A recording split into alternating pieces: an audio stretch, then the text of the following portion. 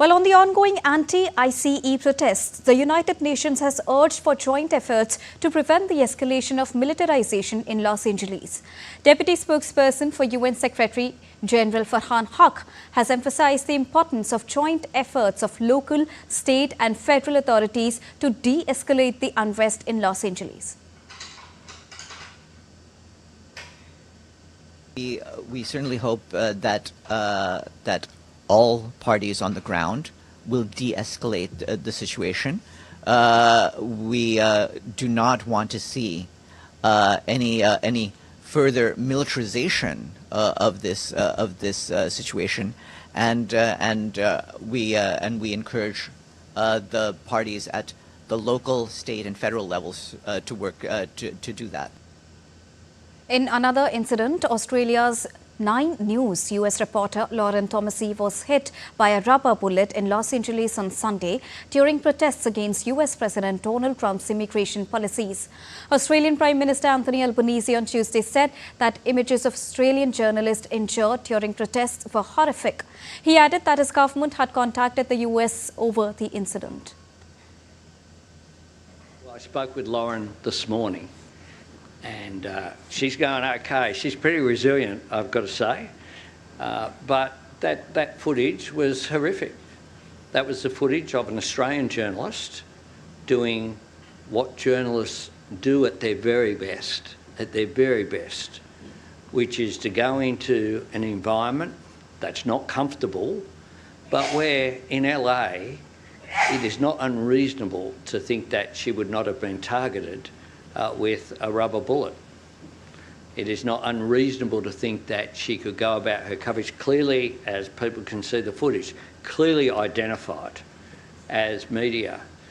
And so we have already raised these issues with the US administration.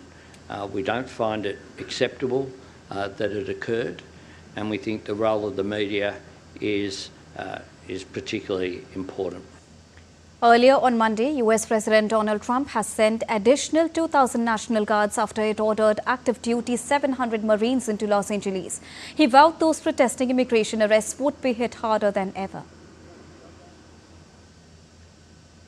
The relationship between US President Donald Trump and California Governor Gavin Newsom has reached a breaking point now. Trump said he supported Newsom's arrest, a threat Newsom slammed as authoritarian. It came after Newsom slammed the move of activating the National Guard as deranged. Democrats have labelled it as an unnecessary provocation. At least 56 people were arrested over 2 days and 5 officers suffered minor injuries in LA, while about 60 people were arrested in protests in San Francisco.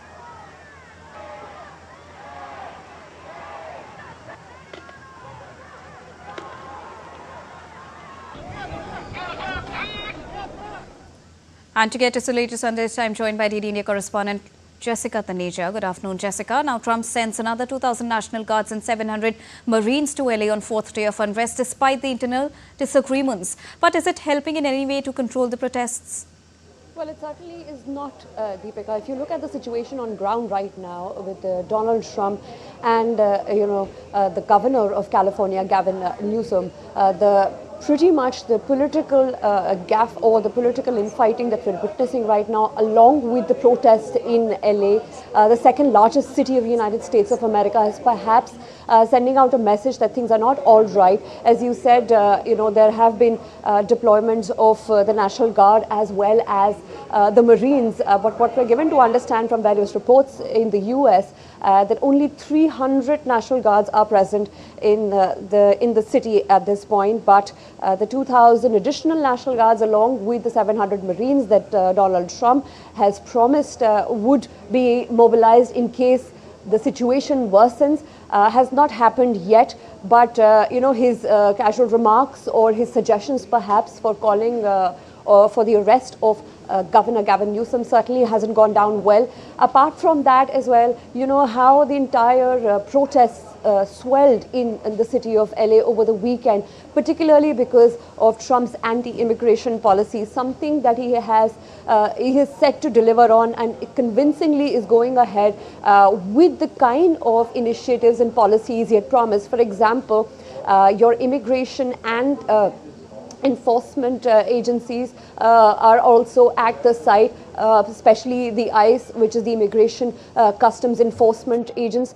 They have been, going out to various of these locations in LA. Now, LA, as our viewers would know, the city has a lot of migrant workers, particularly from the nations, that is Guatemala, Honduras, as well as El Salvador, and a lot of people, the labor force working in restaurants and the garment factories, have been affected by these anti-immigrant raids and being questioned quite so frequently. So part of the protesters are the people who are against the human rights violations being meted out to these particular individuals who are working in the city of LA, and some, as the police, the LAPD, the Los Angeles Police Department spokesperson also said a short while ago, are professional protesters. So it's difficult to discern, and time will tell as to what led to this the rise of the protests, which continue till Monday, and as we speak as well, things are not calm in the city of LA, and perhaps a very concerning moment